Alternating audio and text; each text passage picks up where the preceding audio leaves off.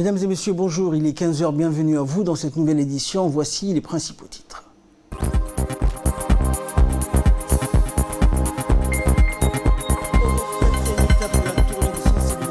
Sur le nouveau partenariat mené par le ministère de l'Éducation nationale.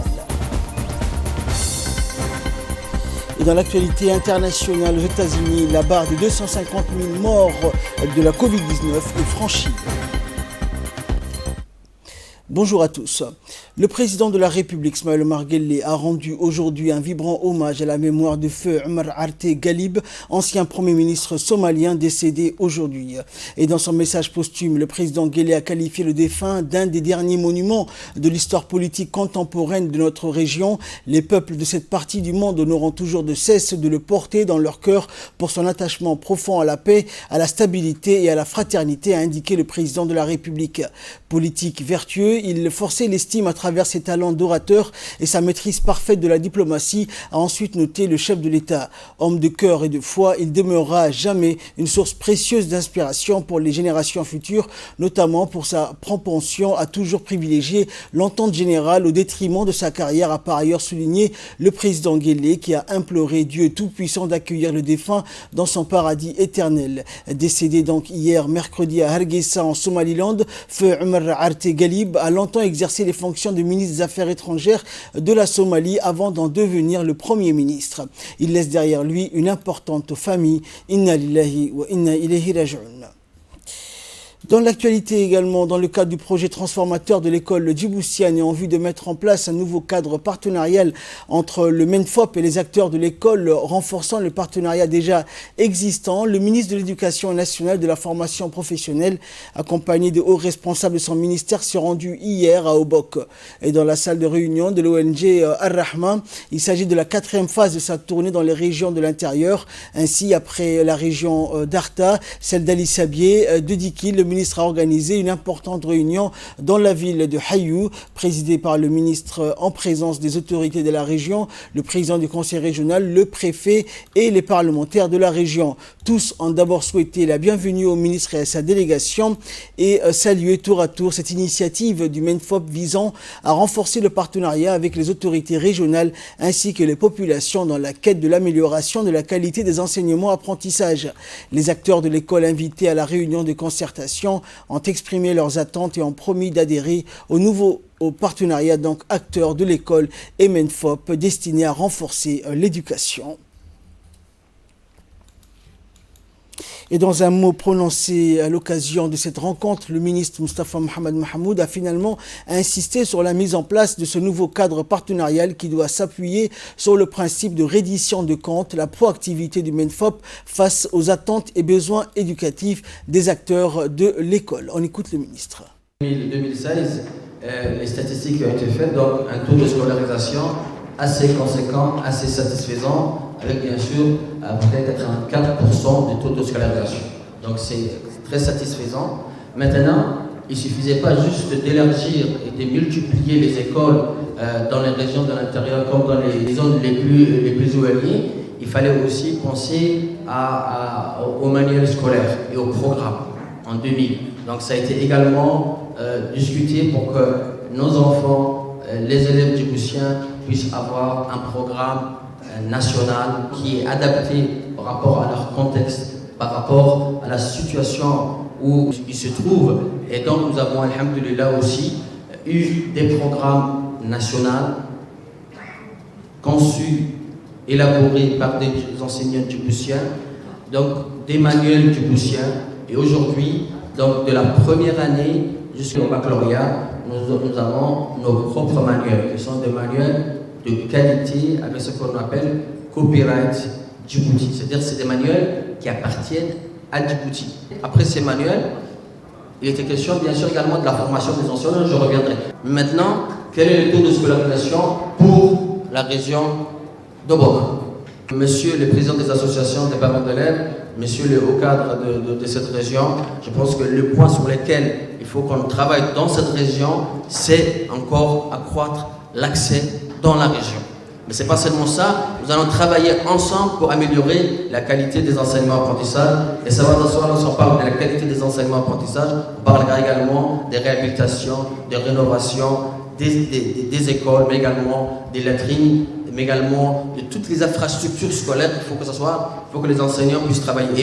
Et là, je veux également profiter de cette occasion pour vraiment encore féliciter les enseignants qui sont dans ces régions les plus éloignées, les plus reculées, et qui, malgré les conditions difficiles, s'acquittent bien sûr de leurs responsabilités de la plus belle manière. Je leur dis bien sûr respect.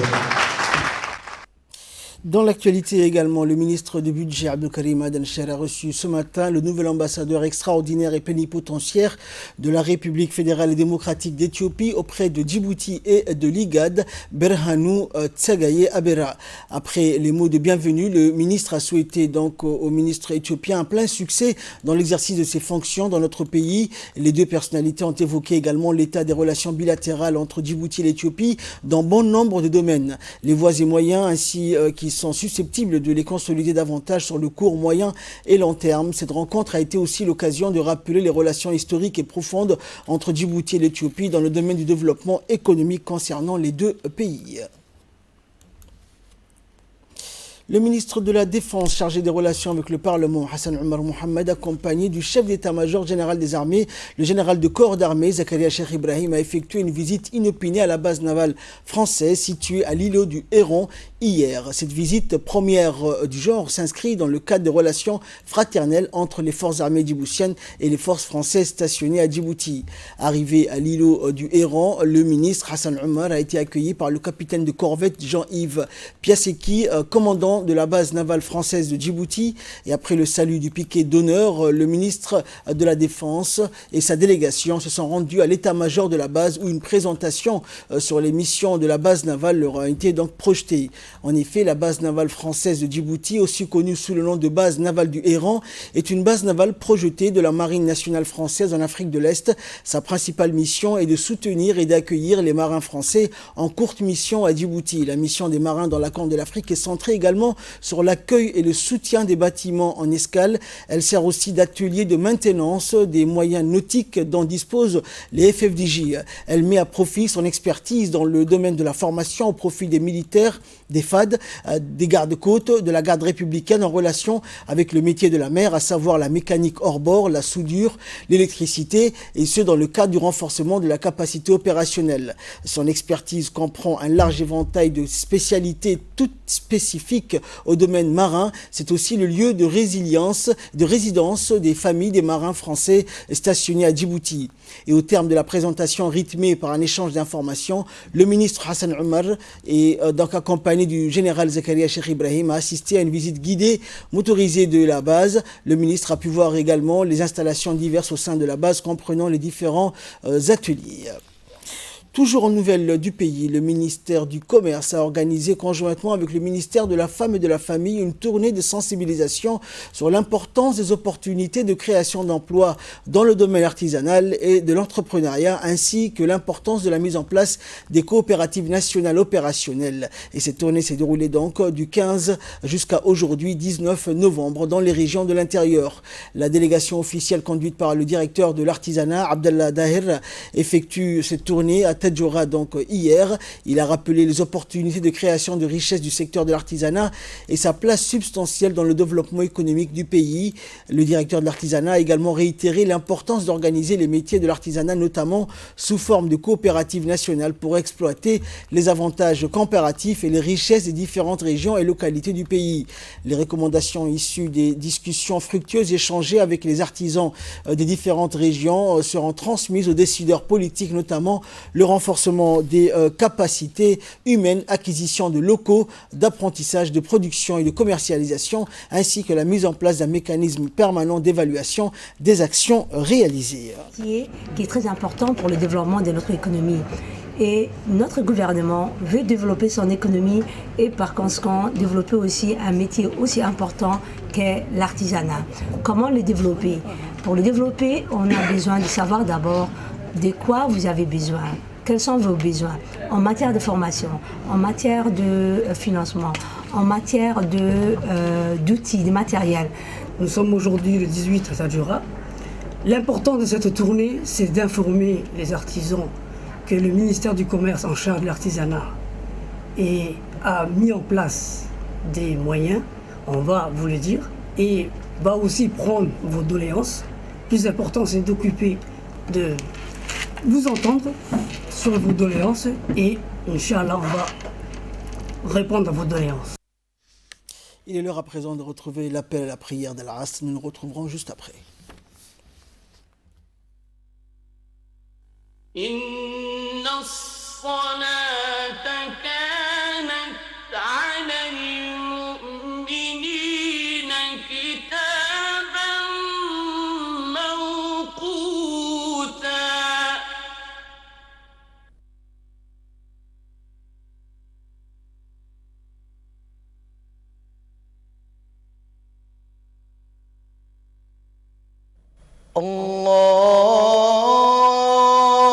الله أكبر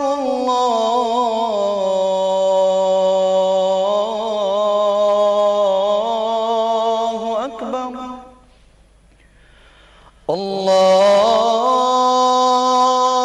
الله أكبر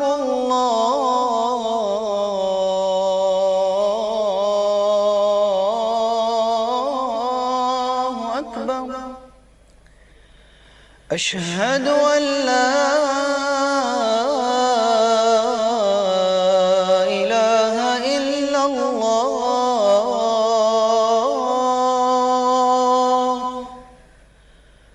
أشهد أن لا إله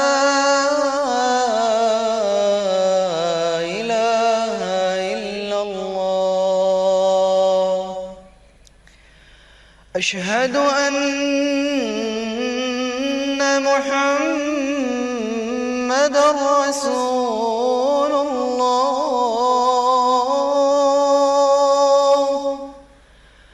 أشهد أن محمد رسول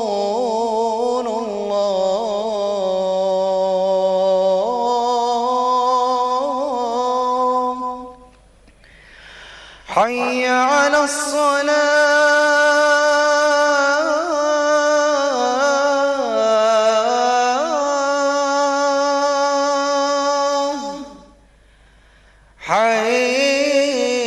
حي على الصلاة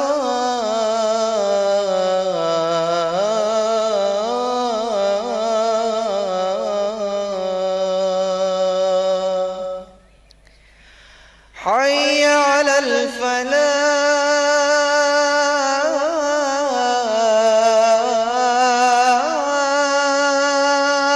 الفلاح حي على الفلاح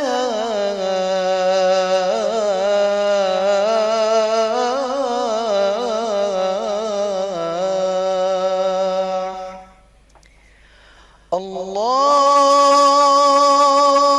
أكبر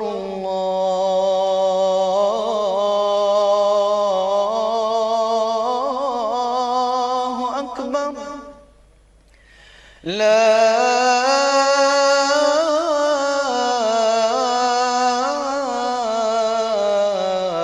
إله إلا الله اللهم رب هذه الدعوة التامة والصلاة القائمة آت سيدنا محمدا الوسيلة والفضيلة وابعثه اللهم مقاما محمودا الذي وعدته إنك لا تخلف الميعاد.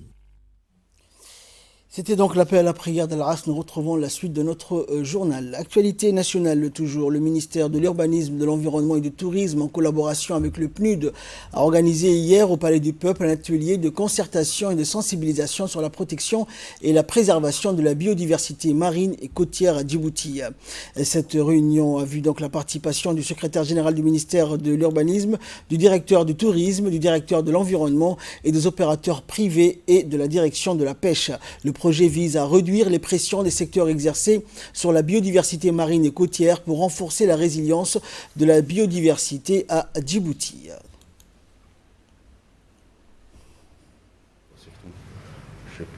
pour justement échanger quelles doivent être les actions nécessaires pour que les requins puissent toujours venir à Djibouti. Nous avons vu ces derniers temps pas mal, beaucoup d'incidents ou d'accidents. Je dirais que c'est plutôt des accidents qui n'étaient pas provoqués, qui n'étaient pas volontaires.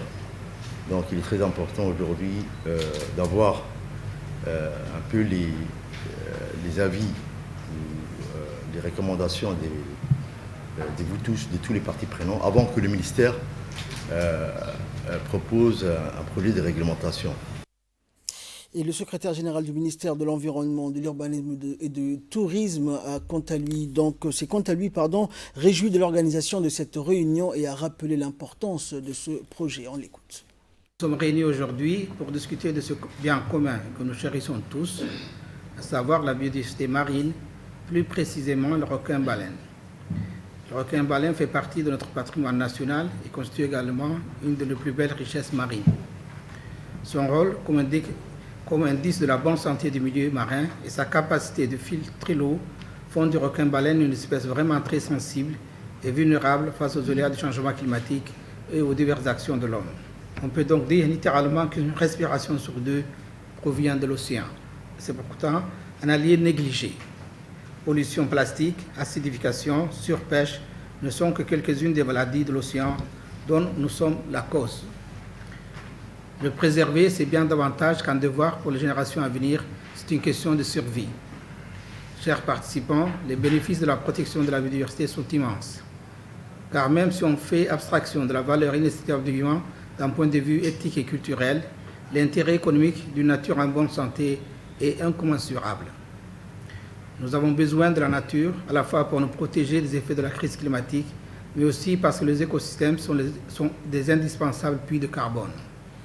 L'océan, les forêts, les mangroves, le corail, les zones humides, les sols, tous ces milieux stockent du carbone grâce au miracle de la photosynthèse. Et ainsi, si le requin-baleine finissait par disparaître, cela signerait l'effondrement de l'écosystème qui en dépend et la chaîne alimentaire serait en déséquilibre. Santé à présent, le ministère de la Santé poursuit ses activités de pulvérisation intradomiciliaire dans la commune de Boulaos, à l'image ici de la cité populaire Arhiba, où des équipes de pulvérisateurs étaient à pied d'œuvre. Depuis l'introduction de cette nouvelle technique de lutte antivectorielle, la pulvérisation intradomiciliaire a fait ses preuves et efficacité a été attestée et reconnue par les bénéficiaires. Lancée par le ministère de la Santé, cette campagne de pulvérisation intradomiciliaire va concerner tous les quartiers ciblés et faisant partie des zones à haut risque palustre. Il s'agit donc d'une technique imparable de lutte antivectorielle qui consiste à enduire les murs intérieurs des maisons par un insecticide indolore et inodore ne présentant aucun risque pour la santé humaine, mais qui agit donc comme un repulsif contre les insectes et les moustiques pour une efficacité de plus de 7 mois. À noter également que cette stratégie de pulvérisation intradomiciliaire s'inscrit dans un programme plus large de la lutte multiforme pour endiguer la prolifération des moustiques et d'autres insectes nuisibles pour la santé de notre population, que le ministère de la Santé invite donc à faciliter le travail des agents pulvérisateurs. Sous l'égide du secrétariat d'État à la jeunesse et au sport, la fédération djiboutienne de karaté a démarré officiellement sa saison par un entraînement de masse qui a regroupé tous les clubs affiliés à la fédération. Une première prise de contact entre tous les adeptes de tous les horizons afin de favoriser une meilleure cohésion entre tous les pratiquants s'est faite donc le 14 novembre dernier au Djibouti Palace Kempinski. L'entraînement de masse donc a débuté vers l'après-midi jusqu'en début de soirée et à l'issue, le président de la fédération djiboutienne de karaté, Abdelkader Kanano, s'est dit satisfait de ce relancement de la saison après un long moment d'interruption en raison de la pandémie de la Covid-19, tout en tenant à remercier le secrétariat d'État à la jeunesse et au sport et le comité national olympique et sportif djiboutien pour leur soutien sans faille.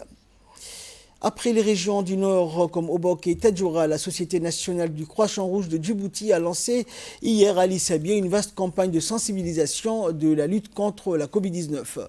Les volontaires du Croissant-Rouge de Djibouti, branche d'Addis Abeba, mènent dans la ville à Sadjoug une campagne de sensibilisation sur l'importance de respecter rigoureusement les gestes de barrière en vue de lutter efficacement contre l'épidémie du coronavirus. À travers ce rappel intensif, l'objectif premier donc étant de mettre la puce à l'oreille de la population déclaration que l'amorce progressive d'une baisse significative des cas de Covid-19 dans le pays ne devrait être en aucun cas un prétexte de relâchement dans le combat national face à cette pandémie mondiale.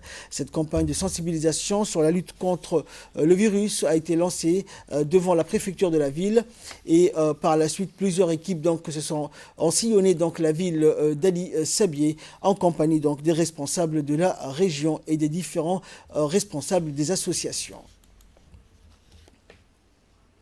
Et enfin, pour clore l'actualité nationale, dans le cadre de la lutte contre le commerce illicite, la douane djiboutienne a procédé à la destruction de produits non estampillés interceptés récemment par les soldats du bataillon d'intervention rapide basé à Ali Ouneh, composé de plusieurs cartons de cigarettes de différentes marques et de produits pharmaceutiques. La cargaison non négligeable de marchandises de contrebande a été découverte et saisie lors d'une opération de ratissage de l'armée effectuée dans une zone d'accès difficile située près de la frontière avec le Somaliland.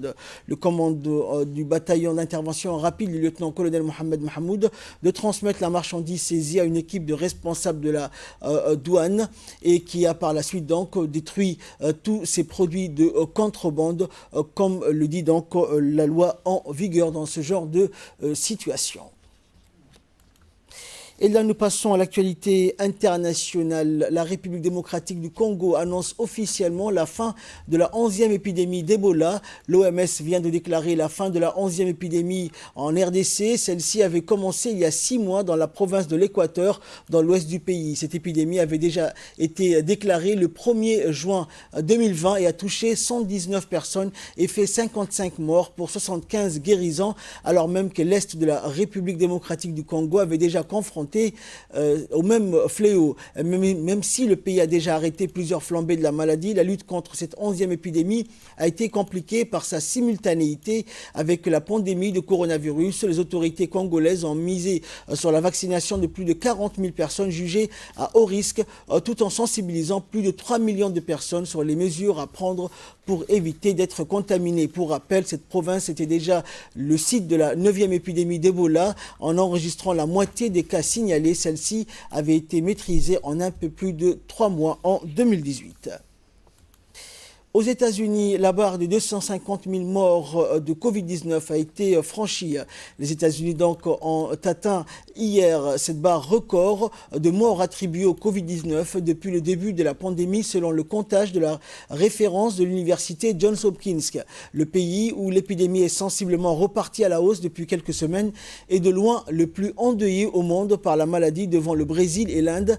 Il le compte par ailleurs à lui seul avec plus de 11 millions de cas pour près d'un cinquième du nombre total de contaminations recensées à travers le monde depuis l'apparition du nouveau coronavirus. Lueur d'espoir, l'annonce par les sociétés américaines Pfizer et Moderna de 2 vaccins expérimentaux très efficaces contre le Covid-19 qui, s'ils se recevaient rapidement le feu vert de l'Agence américaine des médicaments, pourraient permettre de procéder avant la fin de l'année aux premières vaccinations. Et enfin, sport, pour clore cette édition Cannes 2021, l'Algérie, le Sénégal, la Tunisie et le Mali se qualifient. Covid-19 oblige, la Coupe d'Afrique des Nations 2021 se déroulera en janvier 2022. Après les 3e et 4e journées d'éliminatoires qui ont eu lieu du 11 au 17 novembre dernier, on connaît désormais le nom de 5 des 24 équipes qui s'affronteront lors de la première phase au Cameroun. Le Sénégal et l'Algérie ont tenu leur rang. Le duo de finalistes de l'édition 2019 a d'ores et déjà son billet pour la Coupe d'Afrique. Le Mali et la Tunisie sont quant à eux qualifiés lors de leurs matchs respectifs de mardi 17 novembre dernier. Les Aigles du Mali l'ont remporté donc en Namibie, tandis que ceux du Carthage ont souffert contre la Tanzanie pour obtenir un match nul. Ces 4 équipes rejoignent donc le Cameroun, qualifié d'office en tant que pays hôte. La prochaine journée d'éliminatoire se déroulera à la fin du mois de mars 2021. C'est la fin de ce journal. Merci à vous de l'avoir suivi.